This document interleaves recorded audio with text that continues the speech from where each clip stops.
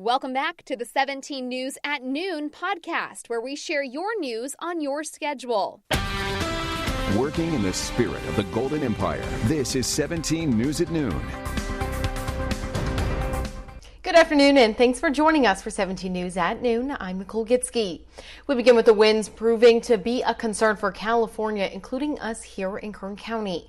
High winds throughout the area leading to problems overnight and into today, causing trouble on our roadways. And this morning, a downed power pole forced residents to evacuate. It happened right before 9 a.m. on Lewis Street near Cottonwood Road. Firefighters say the strong winds caused a utility pole to crack and fall onto a tree in the front yard of the Bakersfield residence. The people evacuated their home, and firefighters say no one was injured. Now, those are some scary situations the winds have caused out there today. But Kevin, how long can we expect these winds to stick around? Well, Nicole, I think these winds are going to hang around for most of the day. I think they'll start to die out by later on this evening in the overnight hours. And looking at some of the observation sites, there's not a lot around Kern County, but out at Meadows Field, we had a wind gust at 33 miles per hour so far, and that was at 1:40 this morning. Tehachapi's had a wind gust of 31, and that was recorded at 10:55 this morning. We still have the wind advisory in place until 4 o'clock this afternoon, and then also the fire danger into the Kern County Mountains through Friday. I want to show you outside right now downtown, and you can see we are seeing the winds. In fact, the camera is kind of bobbling up and down. In terms of the temperature, 72 degrees right now. One thing to note here is 0 on the dew point, humidity at 6%. And so we're seeing that very dry air mass coming out of the east. And right now those winds out of Meadowsfield out of the southeast at 18 miles per hour. Here's a look at the hour by hour forecast for today. And look at that. We are going to be adjusting these temperatures. When we see a downsloping wind, it is very hard to forecast temperatures. If they're stronger, they can bring that temperature up really quick. So as we go throughout the day, we will be looking at some 70s and then back into the 40s by midnight. Tehachapi at 50 right now, a 0 dew point, 13% on the humidity, and a sustained wind out of the southeast at 20. And you can see these winds right now from the 178 through the 58 and over the Grapevine. Southern California has also seen some strong winds. As we take a look at the temperatures today in the mountains, 50s, and then slipping back into those 30s throughout the overnight hours. I'll continue to monitor this and have much more coming up in just a little bit. Back over to you.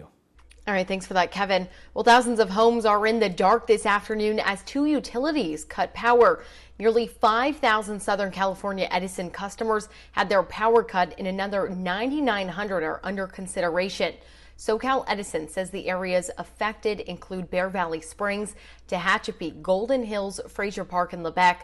The utility says the remaining customers under consideration could have their power shut off anytime between now through Saturday morning. And Pacific Gas and Electric also cut power to some customers last night. 617 customers in Kern County, primarily in the Fort Tejon and Lebec areas, lost power due to high winds and fire danger in the forecast. Affected customers have already been notified. PG&E says if the weather improves today, they will begin inspecting their power lines and eventually turn the electricity back on. And the Red Cross is encouraging residents to be prepared in case a power outage or disaster occurs. They recommend having an emergency preparedness kit. Make sure your household has an evacuation plan, which includes your pets, and make sure to stay informed about your community's response plans. Now, if your power does go out, make sure you have a cooler on hand to store all of your food and help keep it cool. Also, make sure to unplug any electronics and turn off all appliances to avoid damaged equipment. Well, now to the latest on the coronavirus pandemic. As the U.S. reports another record number of COVID-19 cases, there are now more than 14 million COVID-19 cases in the United States. The U.S. logged that number yesterday, just hours after setting 3 grim records, including the highest number of daily deaths, new infections, and hospitalizations since the beginning of the pandemic. According to NBC News, the U.S. reported 2,777 coronavirus-related deaths yesterday alone. The country registered nearly 205,000 new cases of COVID-19 on the same day, a figure that comes just a month after the U.S. single-day record topped 100,000 cases for the first time. Meantime, the COVID tracking report is reporting that some 100,000 people across the country are hospitalized. Coronavirus cases have been on the rise over the last month. In the last 2 weeks, a surge has been seen in New Mexico, Arizona, and California. where the percentage of new cases has risen by 109%, 90%, and 75%. And some health experts are bracing for a possible surge in travel-related cases following Thanksgiving. And here at home, Kern Public Health announced 418 new cases along with one new death today. Health officials say people are testing positive for the virus at a rate not seen in months. Our positivity rate is 13.4%. That's more than double the state's average. 129 people are being treated for the virus in local hospitals. That's up 14 people since yesterday. 452 people have died from the virus since the pandemic began back in March. And health officials continue to urge people to get tested even if you do not feel sick. Kern Public Health has an all-in-one place where you can find your nearest testing site. Just head to kernpublichealth.com and click on the COVID-19 section. Now today you can get tested at Sierra Vista Elementary School, located at 300 Franklin Street in Arvin. It's running from right now until 4 p.m. tonight. A reminder, you do not need to make an appointment. Walk-ins are welcome, but you are asked to wear a mask and practice social distancing. And as case numbers rise drastically across the country and here in Kern County, local school districts have again shut down in-person classes, affecting how well students learn and putting a strain on parents. It's such a worry. Even as an adult, it's hard to learn math over a computer, or like with my kindergartner, how to grip a pencil the right way. And unless they have somebody there with them, it's really difficult, and I just feel like they're going to fall further behind. Aside from potential learning setbacks, Nicole Towery is also worried about missing out on work due to the need for her children to stay home with her. Now, Kern County High School District and the Bakersfield City School District are pausing in-person classes starting this week. Meanwhile, public health experts say the first doses of COVID-19 vaccine could come this month. The state decides who gets them first, and there are no plans yet to vaccinate teachers. Now to an urgent call from Houchin Community Blood Bank that is in need of dire donations. Now take a look at this. Those are empty shelves with no donated blood. On Facebook, Houchin writes, "Donate blood recently helped save the life of a mother and her baby who needed blood transfusions to survive. And there are other people who deserve the chance at life." There are two ways you can donate to Houchin. Schedule an appointment on their website, hcbb.com, or call 323-4222. In your 17 Health Watch, smoking and tobacco use among teens continues to drop even as e-cigarette use rises. That's according to a new study from the University of Michigan. It shows teen smoking rates have dipped to historic lows since 2012 among boys, girls, black people, and white people. In fact, only 2% of high school seniors were daily smokers last year. Experts say these findings suggest the rapid rise of e-cigarettes has not translated to other tobacco products. And a new survey reveals nearly half of Americans worry about unexpected medical bills. In an American Heart Association poll, including more than 2,000 adults, 44% said they would not be able to pay a surprise $1,000 bill, and it seems those fears are legitimate. Among people with private health insurance, 68% had gotten unexpected medical bills, and 1/3 of those could not pay them on time. And right now, firefighters are investigating after a mobile home goes up in flames and sends one person to the hospital. It happened around 10:30 this morning on 6th Street near N Street. According to firefighters, they responded to a vehicle fire, which turned out to be a motorhome, a vehicle, and a power pole all on fire. Crews worked to put the flames out. Fire personnel learned one person has been burned from the fire and was taken to a local hospital for treatment. It's unclear what caused the fire, but arson investigators are on the scene. KGET Business Watch is brought to you by Grapevine MSP Technology Services, the Valley's leading IT service provider. In our 17 Business Watch, Carnival cancels more cruises through February. Now, the battered cruise line issued an update this morning saying select cruises from Miami, Port Canaveral, Galveston were canceled in February. The company also announced it's delaying its inaugural sailing of the Mardi Gras until at least April. The new ship is the first liquefied natural gas powered boat in Americas and features the first roller coaster at sea. And DoorDash is rolling out a new system for restaurants who want to use their own delivery drivers. It's called Doordash Self-Delivery. The company says the system could increase a restaurant's visibility in their area while keeping them in control of the delivery process. DoorDash says a restaurant that uses that option will pay a reduced commission rate. Jimmy John's is the first major chain to use self-delivery. Restaurants that sign up can set a delivery zone and their own fees. Customers, however, will not be able to track the progress of their delivery. Now, if you're booking travel in the new year, you could find yourself on board a 737 MAX after the FAA lifted the grounding order on the planes following those two fatal crashes overseas.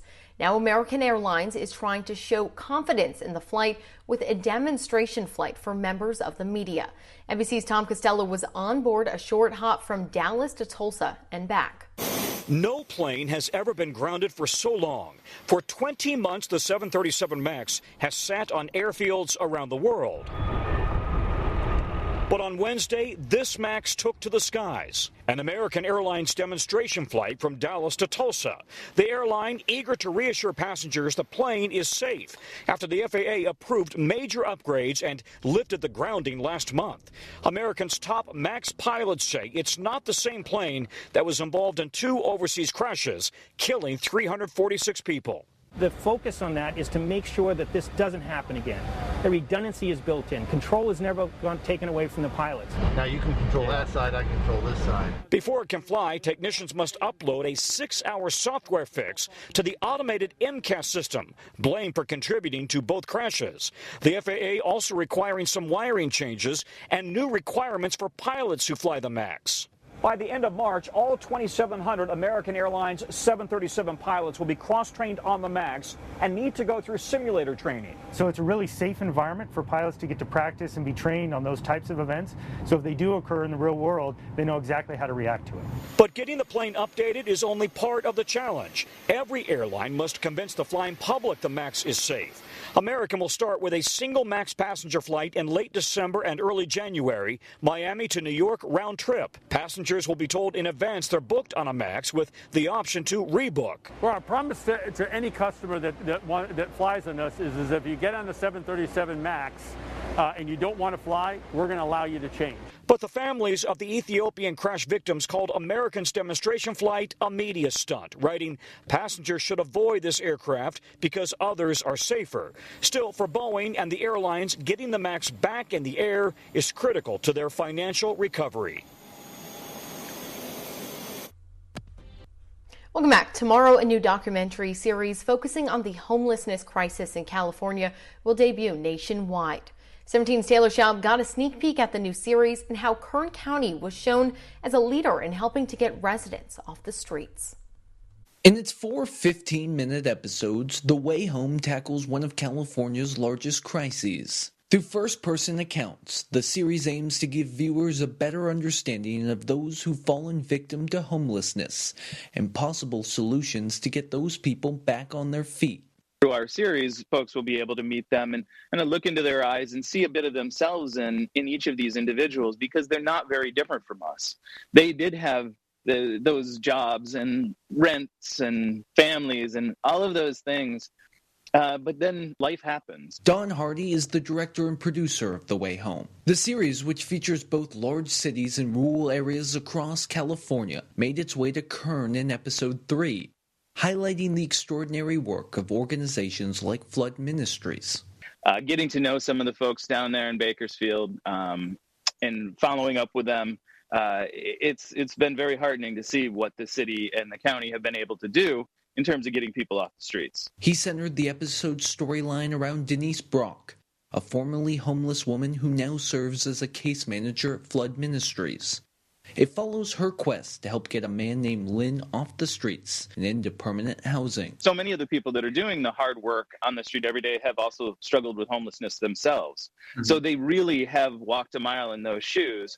As Lynn makes his way from sleeping in parks to permanent shelter, Hardy hopes viewers can gain some empathy for the people they walk past every day. We are tracking breaking news out of South Bakersfield. This is a live look at a structure fire on South Union. You can see smoke billowing up from the area. This broke out just before noon at South Union Avenue, just south of Highway 58. It's unclear what caused the fire or whether anyone was hurt. We have a crew on scene and we'll bring you updates as soon as we get them. Toys continue to fill up our front lobby here at KGET, and our 17 Days of Christmas drive continues. We are again teaming up with the Bakersfield Homeless Center and Boys and Girls Club of Kern County to collect toys for disadvantaged kids. This is a look at the toys in our lobby so far. Our drive runs through December 17th. You can drop off your unwrapped toys here at our studios or at the Bakersfield Homeless Center or the Boys and Girls Club. We are collecting gifts for children of all ages. And just a reminder that Governor Gavin Newsom is set to speak at 12:30 live on our Facebook page and on our website. You can watch him there. He is going to provide an update for the coronavirus pandemic. But that's it for us here at noon. We will see you back here at 5. See ya. 17 News, your local news leader, continues 24 hours a day on KGET.com and our 17 News app. In the spirit of the Golden Empire, 17 News. The 17 News at Noon podcast is a production of KGET and Nexstar Media Group. For more on all of the headlines in today's show, head to KGET.com.